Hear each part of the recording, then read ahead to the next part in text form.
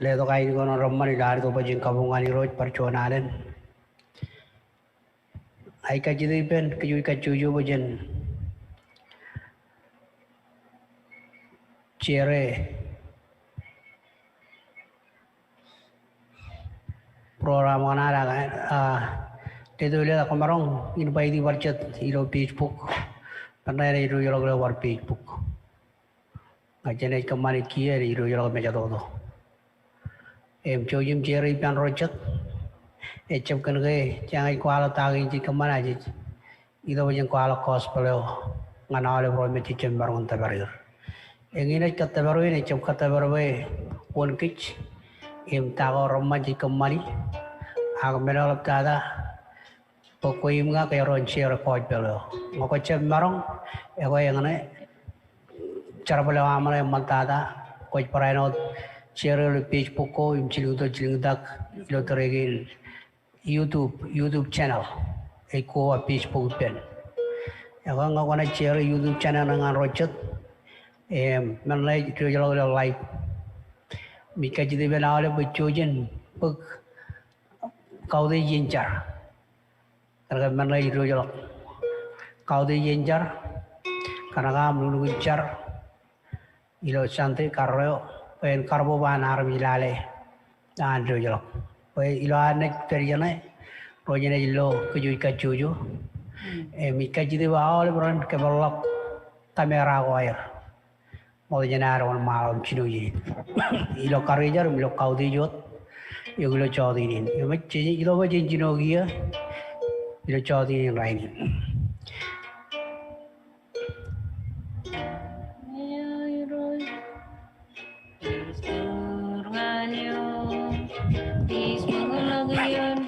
Kambola di Roch. Nabaradam cheeses.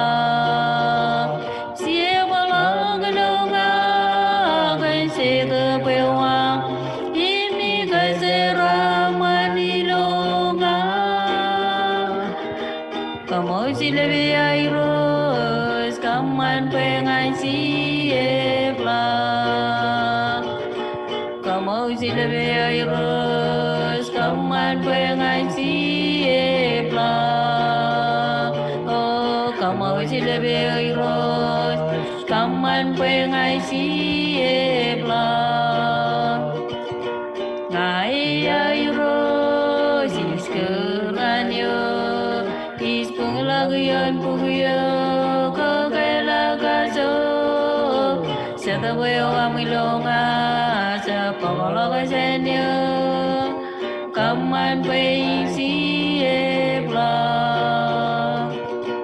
Ngai airo sisker nganyo Ispunglagian puyo kagelagaso Setawayo amilonga Pagalagasenya Kaman pengai siebla Siebla ngilonga Agen seta bewang Ini kai seram manilonga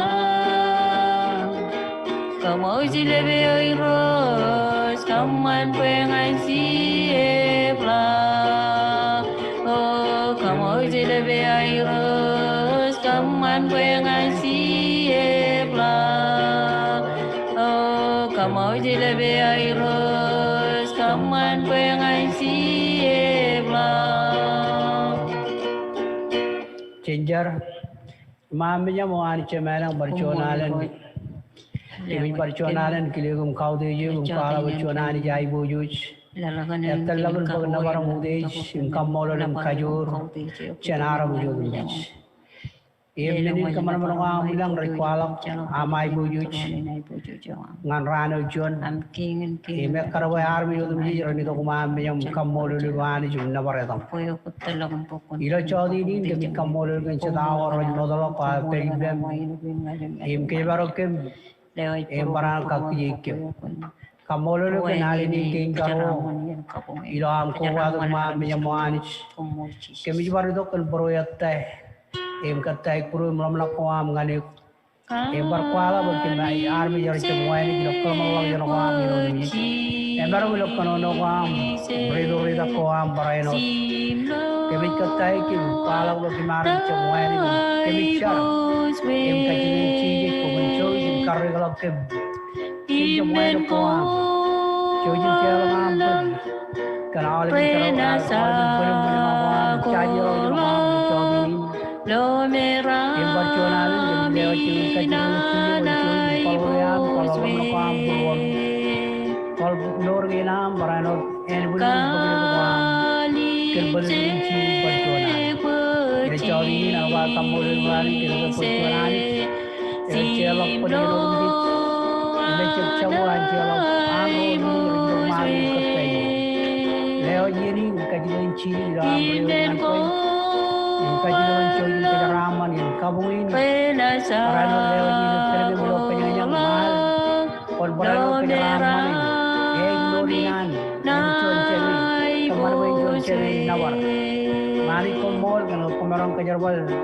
menoi cerok wawin anjol menoi wawin kan kaju ramuan ya kembali berkemin barang coba tu pendon berkemin tu berkemin nawar berkata itu berkemin kau jangan nana Lejari ngai parchonalan car em kajian ciye boncho lolo kemin kacuyo em kinaraman tum kincedo pojar jarawan wain peribang telung kala wain pula merami ano pupayang manawa boroi kabung telung mol poj ancedo ibro ini parchonalan kemi katai kiman yang legi em cargang roro yung tol roro cendaro Cuci bajore, barang tagarji, mungkin barang orang cembarang, kalau dulu purwe barang barang kemana, ilo rang itu, perconalan campur luas, ilo denci.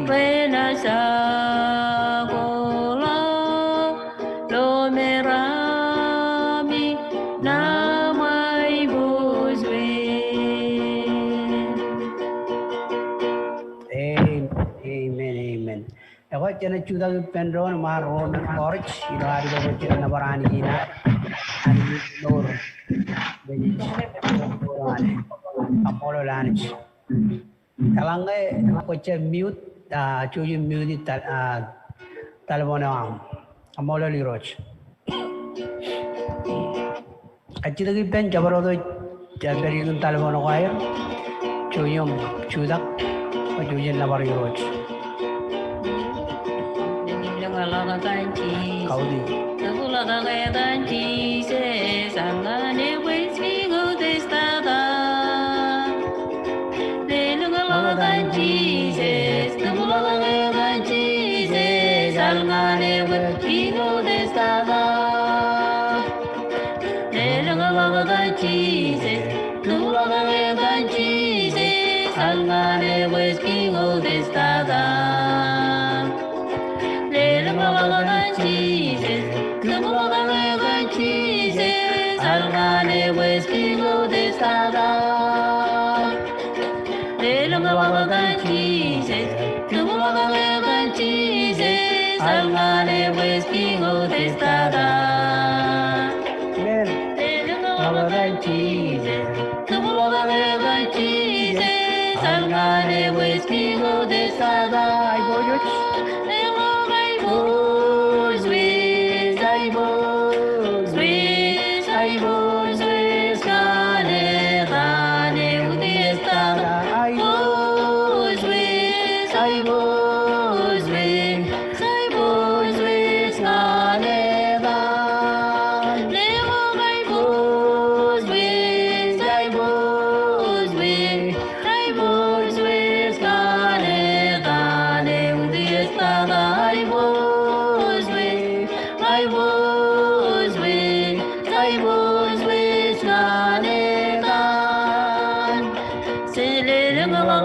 Jesus, the blood of Jesus, Angane Westmingo Testada.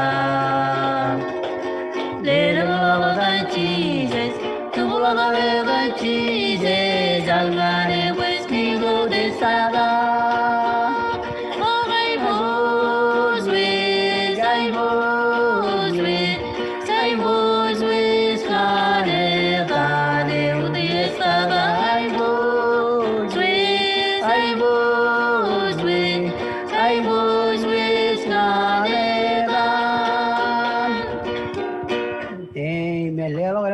Jesus. Now, Jenny Varal, Barchon Corch, at the event, career anyone want to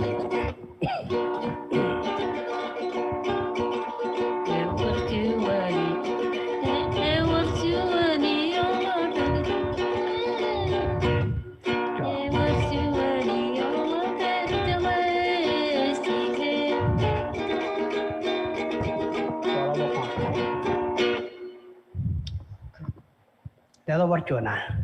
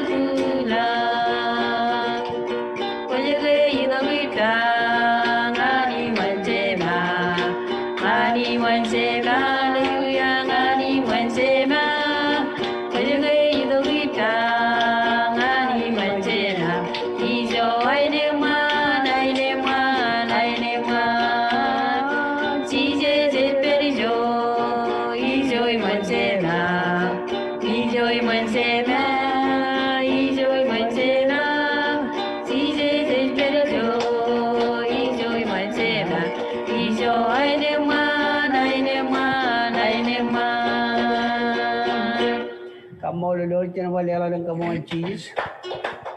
Cho him cheese depend on. Amorelan ilo chodinin chani bordongan ay luar benga cuman kuala lucu nay digin agi kaji ben chabro lengan ay guch erro katabar ini bada promoch nangan mich en kajulak tuan mi barung ben cerbar kimi mich ilakseno iriju November roran to jagin ilo tuan ay to jagin kamali roran iriju ngana kelil rijabare gorongan president kile ani jum kaji di benawen kanono buran army jere ni bela kale to ijumai man nganir to army na amerika embarano kimi mich ayen majal island army ro kacu juro majal island romerich no iwada kan nang mijin kaci to rojen ke barok army jere ano jonjigino cholok kincharawadi embarano carangan romero jangan lelok purwir ngani roch rojen nguriyar entry mo kager okay ilai kile keren ragin buen carangan awal ben menegin iyo ko bari kaci to bon parano caram ko bado ben keren ragin umoli roch ano mai kana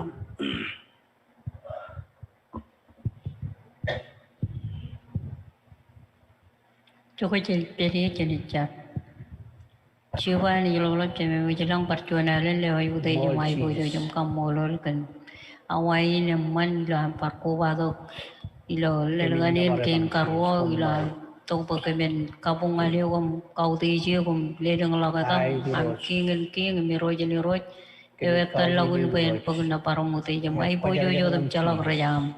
Kio kami jodoh berkemen kowai pendron kan oleh meninai wiskinan purwan mengen kami arah jap kala gulanan anik ko kajorum ko jalai oleh meninai wisko ilo meurkinan ko jikredo kom ko jalai oleh cici juta koam eri logam jalai panam majano udim cici dokkan ko jalai oleh nangan miko ilo en punim parainot ko jalai oleh meninai wisko yang panam majana otem ci kemi caram katai kemi rewa jangan eokum pro chuan ilo nan ke nam rechurong kon pe ijo ruam cilu rekoi la gelo atam ko perio ala balat yem nan ke nam relugon kalukar ci pe pailo nan ke pe menogo arami rechem meroi akwe ot ko merong ido ko kemi lewa jole meninai wiski nan puro mem nan ke nan tebe dei bayalang i rilangan tologo au ci bang jido ko jania au cibang aja tu kerja nan roje war kemana mana melau.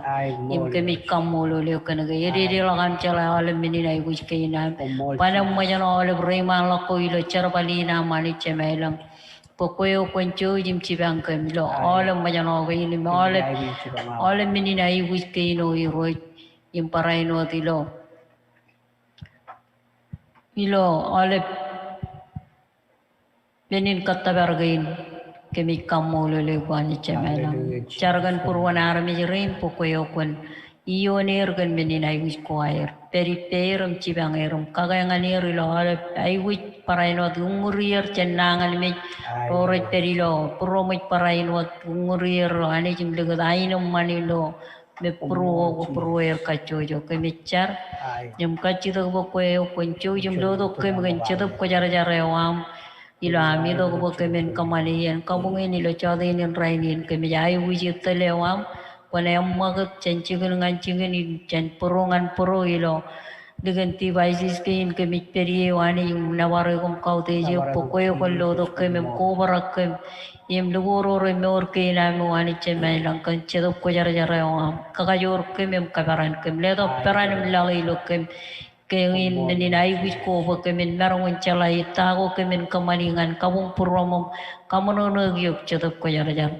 icaram kamu lo Jodinin rainin kemen merong barta berdo kawain kemen itu kom katai kemen leo jolep majano ko amilok kemen wani cemelang ko jere itu kom ko jalai oleh pado ko ilo en punim raja ai wuji geria ko ilo kemen wani cilo meurkina koyo kon kakajor kacujo iria ke parilo charbale amani cemelang kemi charam lewat penodem ciji luguren pem koyo kon lo dok kemi kamane karanganan kelamani kwara kamman ilang menin pulang ko ipan rochim mamilo ibibin ko mukata ani chemailang am pachabu ko takilo lam la ko am ko pailo nan kinam po ko yani jo inne raini minne leo echalak chamlagun yawe wa mo kabilang lang man armi jero ring ngani ko lewa ja olam meninai wis ko air kemi char po ko yo ko lo do kemilo yani no ani chemailang kamman menodum chi jakarangan klamo tani chemailang kemi charam kamulo lepe kemarang ni barta berto kawain ngan ami dogom na bare gum kau de je gum kabung ngale gula chode nin rainin koyo ko ami roje me ani je o me or ko pailo nan kinam pa armi je ro am ren me or kabung ngale eno chuana ami roje chuana mani je o etalogin pen pogude icharam kamulo le kani kajaraman ragain cheme tigan rain cheme pamli ginayar ichar po kaje pero ko wa mum tele wa mun perioyer chipangai rilo chabero do wa we nani cheme lang ko redo kom ko lo ilo nor kenair lapta dar mi renam i ror ilang meninai buji lo richar po kon paraino di yoner chibang ole armi renam yem lugat ainum manewam ilo porogo kacuyo purwe rilo dan chiji chicharum pa kumolot amen amen charagan kaya dia oi necha maulom kile tigen pida ngai oberocho tigen pida komarong charagan chawa ko marangam ro jage unmute telephone nam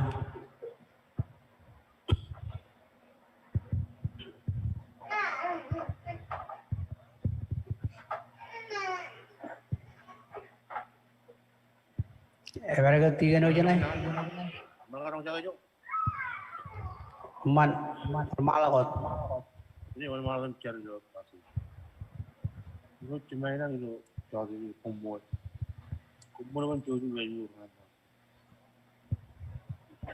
Kumpul kan min dia tu kira. Tuan makan cuman pada lo cakap. Bukan pro, macam barang tu. Kalau hampir dia, kalau tu dia bayar berapa? Doktor kali kali. Bukan pro, kalau tu dia bayar. Itu ada ni ciri lain. Abi juga. Amen, amen. amen Kamolero, kamol tiyan.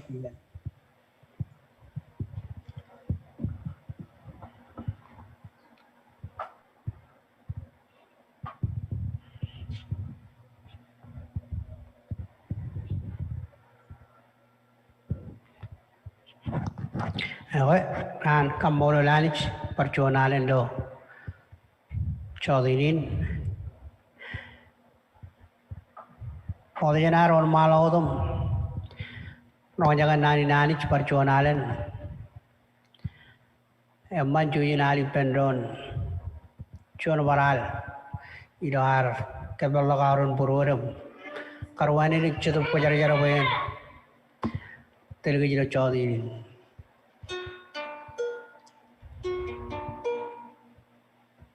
Nevar senpero emor nevar redane kosasa nevar kinam kaleto Jesus Christ rose nevar senpero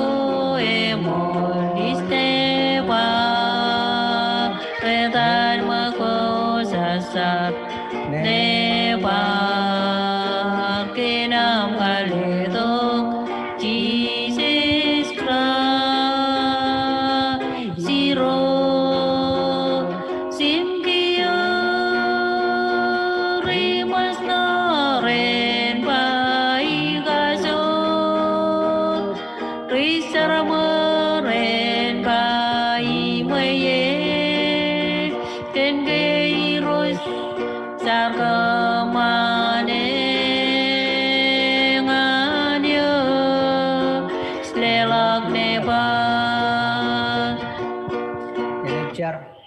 Kimi kamolu gani barconalen ki kimi do nanawam.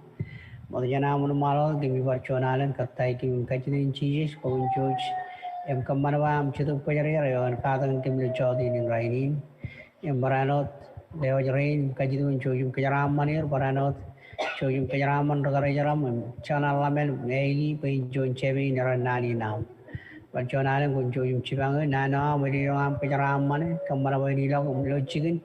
Nani nama kajur, emor, barang cerewet ya kangjen kayak juga orang mejen, barang lo juga tu mejen, ingur juga tu mejen. Perjuangan kami kamu lo kan, cojum kami mejen nak kali lo anran lo ju, kali perjalanan dengan Amerika, iroi ngai caram kaji tu cojum lo kali tu cuma dengan army Amerika, imbaran cojum cibang army majau, kaji baru kerja nang mejen kena kaya calok kain cerewet, barang kau berjalan nang mejen.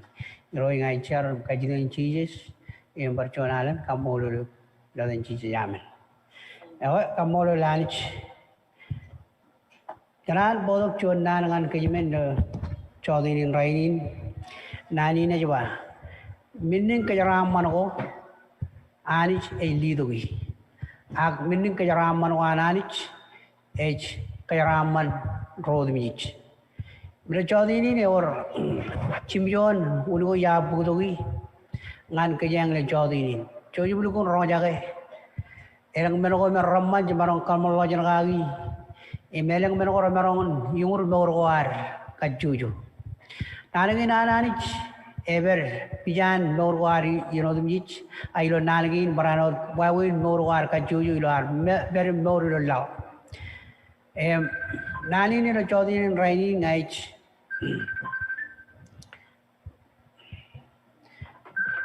Ngaji tu bang ko alangan kenyang akan ono kagile codi cendano roman cenci ju korok kajar. Moino keng kajuan ewa minin ledo kan echolok kacid kage. Payala minin ledo kan ani ngan kec echolok kacid kage echolok kacid ni roj kage. Ak menori ke chuan arme jalan cegu ayu chala nabar kamole lani cum kauseji monana kantawani lerongan. Im jadi bareli point number 2 minin ledo kan echolok kacid kage. Im ini cecep kacid kage orang iro jana ledo im lalawar kacid kage we myan kejaram manu kage. Im lo pongon ebi chuan coba im cicino yon ebi chuan coba cicino yon ekonomi ada macam nabar anich kan George ina nelap. Im kan minin ledo echolok wonen al ledo ngan kich kan nijino yaur warar. Ewe ano echolok wonen kajid kage kan minin ledo ina anich echolok kajid kage. Coy minin kajaraman ime coy caraman coy minin caraman ngan ro rajai uji. Kajala ejawa nebar ridi ba. Modada cenna berani kencu juan. Kaya ni juga lu tu kalau kencu. Ibu jadi orang orang kiri, cuci nana ni iben. Nah, elu nalikar, elu ejuj, cuci nana lak. Imken menin ledo koyo, ecel konen, elu menin ledo koyo ecel konen. Ejba ledo kan kec, kan ni jino yaur. Yangin, menin ledo nana ni jin, elu bang labian menin ledo koyo minich. Tayo komarong kiri ngal minin ledo gina nanich. Eko nijin o yaur wol cheeses nijin nanich yo yaur. Megal ledo ngan kich, megal ledo ngan chabro, minin ledo ngan chabro do rajai uji. Poini ba minin ledo ngan echolok kachidu kage. Koman kachidu leo. Eda ke ani chal ledo ke. Yuago kage le codinin alledo kerge arqualgan church imdure amon kich kamolo lanich boy number minin ledo echamin chaw kayala or minin ledo ngan kich rachamin chaw kayala minin ledo kanani raban chaw awle mengo raj ledo ngan kich im kajaraman kage chan ron nugur romatar chorian rana chaw ag elngian rachaw cedera jalan morom corren, cedera jalan lukun, jawar mana kang, ced, dalam emarong cedera itu kodi, minin ledo ko nyalla a meno eche jo minin ledo meno eche min jago tayo meno ledo ngan kich tayo ledo ngan koi ija tayo ani ledo ngan koi agi jala do ga ledo Jesus Christ pen chuan yalin chelo arupur kamana kamolo lani em chije ji bailo nanwan bai chalo jo marung lo chemen elangai echap kini ejwa ngai jalo molo moro em chabro de ni dongane enech or chon chigen yan ke bo jangan rod mi kamolo lani em point number ya minin ledo ko chamin chago ilo chon bida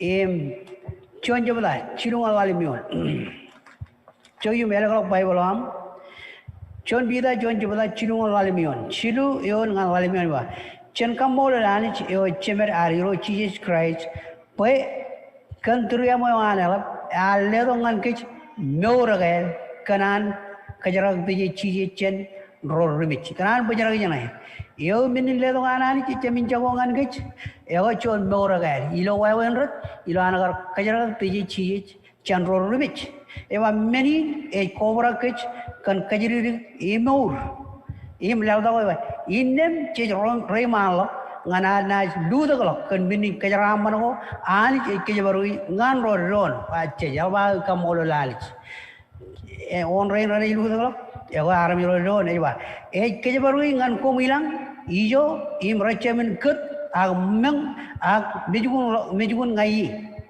rajami komoyo kanami tamak imut lomoro komi kan kajuro ananich ilo ami katar lomoro ebojak enai walak nge enajido chamalago wajach elul lang men ko romman mnyana ni kibuj immenegi raban eban rachamin jago lama kaiba raban kut raban chorren raban mijulak ak mini traman ko di lojan ro nuguri lo lalin rajalam jago joni ak chon ran ene jago cobarwa kiyalada yar do kale chala inaj bar chala enaj bar chala meni naj bagai ta jamarun bagai jalali ni chala meno jenaj bagai e meno ani ji le do ngan kich amolo ni roch ibo ken kajiro iba chojo e chala chamalagun chojo e chala chamalagun em chojan anich ngan kejoj chalo we chojan elat pada bacalok chamalagun jojoan yaji on marong kajamoloy ak chojan anich elat chen benod mijich ime chalok chamalagun ilo bogun ro koran chongoro elanga kone jelgalo ro koran chongoro imran mijonion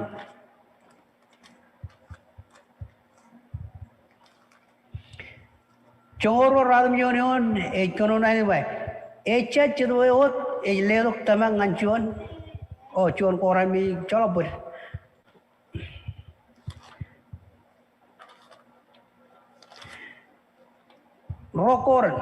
rokoran chongoro radmiyo ne jaba kano na inudin ano chije ko rajba e ledo kilo e mol ngan ro richaramol anchoch e berangan indrio amen anchoch e berangan indrio e chalok chamologun chojoan e lelo ngan ro richaramol wonro ro jayi borin chido hallelujah kamol chijes yokin kalalim achola ber yokin gemele jwa eban chwan lomor ak lomor ne kejro ak lomor rod michich eban chawu lomor nananich ngan kejuch enala ka chablado ene ido kon pekejro ngani jo arke boje im nani abal malilo boyne eban chwan lomor ne kech imlo echa chabdana chapugono ro koran chawu ak chola ber chon chabda rokoran chon jablam chongolion amman lelongane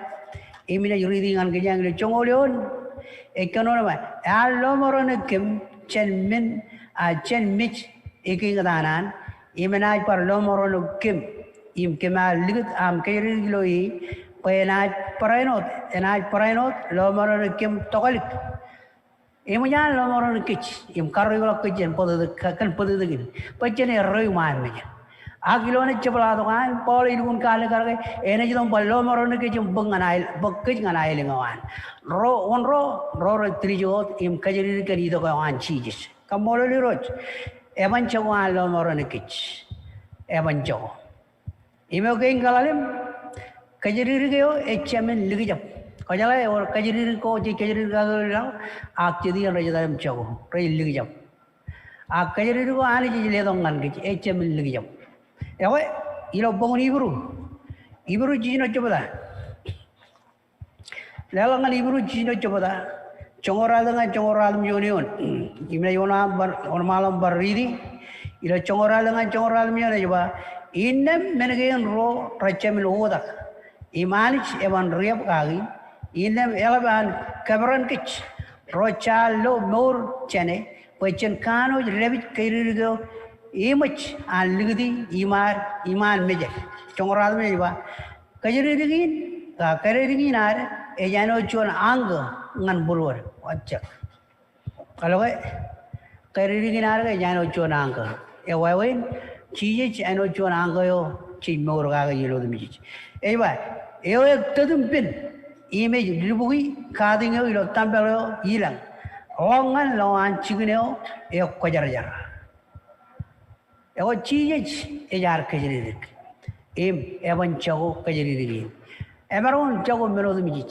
Ak ekbailo nanongan balangam lalu melodum jij loairo na jong lagam chago. Ak nanongan roman chago. Nano e Jesus Christ. Kamolo liroch. Amen. Eor chon kajiridik evan ligijab elanga kona revenue dulu moro am. Kamolo lanch.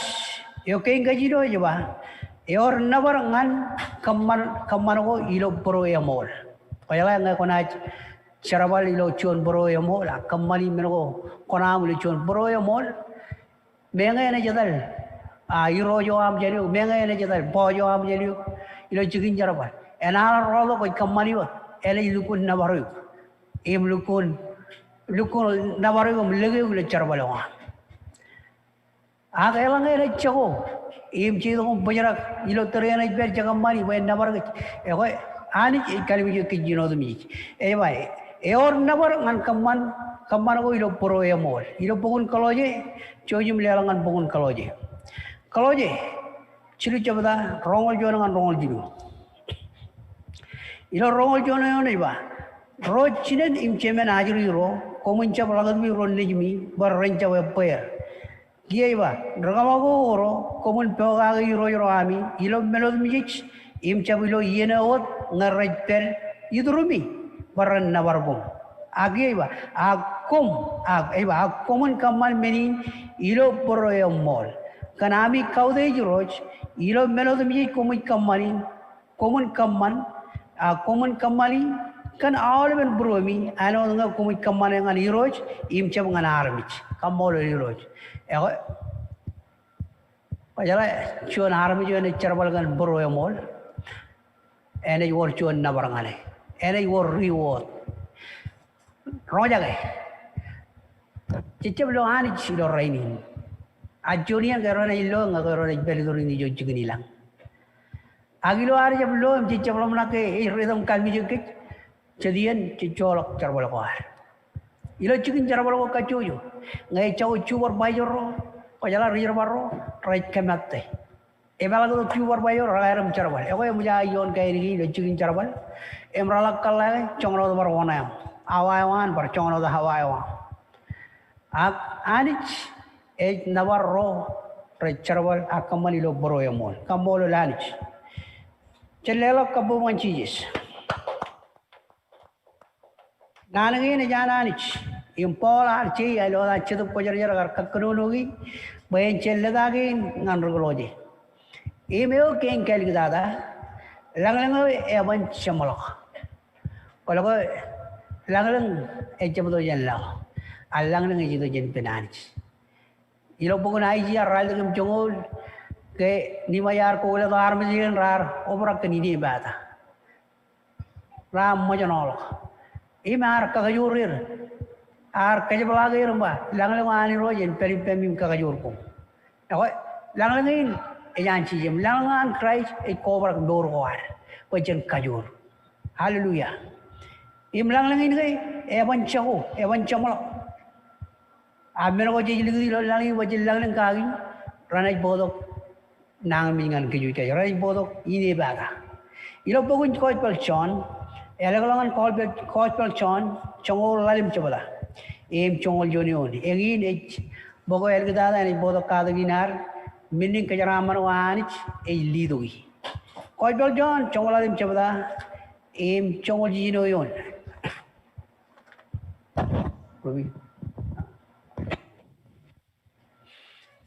Coach pelcon congol lalim coba congol jonion. Hallelujah. Iro chongol choni na iro deba yar churong ko menagain pai aul lang el peribemi elang chiji jar kanolongan romoda ego nalgin an raybar kanolongan kich keme mich bai iro je perijin kenchid bawan kanolongan kichen pai bulinan chenan ko roko jar ejwa Yar pangan kum ini beridi juga. Yar curung kum menengin, boy awal lang en beri bemi. Im boy amil lang en overak. Wow, kamolo liroch. Onjuan en angan leo lang ngayon pangan kum. Lang. Awak ilo terus yar dom pekrai ilo morina. Ekal leo lang langin. Lang langin echamin chamolak. Im echamin chawujani. Mai John Ran kaya ron ay periyo ipen. Jadi orang malu continue lang awan. Alle dongan kich. Kamolero ini berarti poin ini nare aja bang. Melin le dogo ane chalok kaci dekage ro melin le dogo cemin cago. Cilu cujuan chalok camolokun. Amen. Evan cawan lomoro nekich. Cawalim kaya diri go cemin lugiap. Cijino yon nabarangan kammal ilo pro cimiyon langalango ewan camolok. Ego taidolo ari angin minin caramano ani lidogi. Amen. Ilan keren ragin normal ledo cuan aini cuan alo jujina cilla ko juji beri kamolo lani jugan nani lo yini. Ani cemalang ay kamolo perconalang conan timaro jangan. Bening kejaraman wam, kejlewang angkol ni rajid ko kacil gitu. Kerja cuci wam yalat imam teriamo cemin cemalak. Kamolo lu kendi Jesus Christ bening ledo wam yaur kata. Pal ledo ngan kemilolang. Pai kali karangan army, pai calawar cuan bening ledo kaya apa cen bening ledo mina. Ne calok cuan baron kalla wana bening ledo ini, cuan wana no yalak. Ne calok cuan baron kiri, bening ledo fire ngan bening ledo ini, pal ledo ngan army ilo yeri ngai cari roh perjonal, carangan jual bro ilo cawdi rai. Yalang ngai can keboj borowan. Kodi uring kanono buruan. Pairing jaga ke kanono ngane jonan ngoam. Imen pelang buruan chalage. Yor chon chigin amman. Yor chon chigin kone. Yo morakan binin charam mano. Binin charam mano ko dido kiro chid bawam ngan mawr. Biroj le chodi ngai char par jonan. Pai elam ke charam mano le bang rain yo den chi. Kampar ko kemin baro ni jaga indo binin ledo ko jido ngan kemiro. Binin ledo ko am bercebai binin ledo ko andam. Kerja binin ledo ko andam jadi ala naik ke tum corren jauh. Ang binin ledo ko jido raban jauh raban mijun. Im raban ke bicara jauh baro ko. Imlo yeri berjualan alam. Naik cara kaji dengan jauh ledo deci. Bayar orang peraman buruan rainbow. Baran orang lang lang punya mali rohan. Lang lang ite peran orang orang kada rohan ya. Bercodi ngai kaji dengan piraman family. Rela kuilang orang yang baru menjelang rohan. Kapan bolang ni nur noran kaji rohan. Kapan bahan baru jalan minin le to kaya Jesus Christ. Iroyak karbo haru yung ran itong ano naging bone. Mani kilo chodi ni barchonalem kulgulam mo. Iur nora ang kachuyo haru juan. Rodo bici ranay alu je channel YouTube channel nani bili jai. Iur nora wire proer. Menga kumpani utang kebawe lokal agiroj nani na may kacho yetlay bore yammag yoke janna road video an karga yari so kacho mechala chore maran sabjan nano man bilu yeri barchona kemi kamol chojim ke jaga amman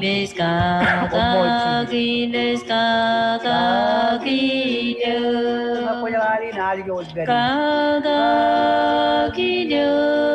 Iros kata kinya kata kinya Nori penchi se the posa sarewa weso geiroa imes kata kines kata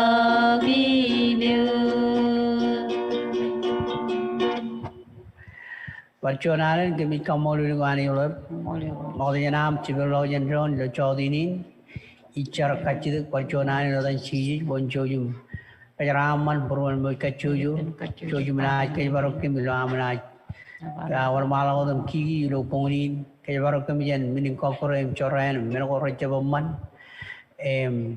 all of Chidaboranana, Kabarokim, Chilo and Chijis, and Barano Ledo, Katana Correon and Kim, in Ledo Vision Matana Kwami Rose. Kemin baron lo mergorotino imlo tago chanarboy kemin morgagi iroj barchonalen chojum ke ramana alban rain very bam my rano liju chojum lai korilo kemilo chon rana mane mai boju chon rano ene chalgam ke mena ke mena ruli logi agiroj komol perge or chon chige nyam ke boje padap iroj meno mi ranan kilam emi kemi kaude yuanis im kamolo le barchonal iro dan chi ke mi charomba komol amen ya wange elang chawa chu yumna jora ini ilongan tingan roko me bagir mga ko baga monragagi parte parpolangan monragagi kamolo lalich awa ani yang kaya manolab irilok intervinar kamolo lalich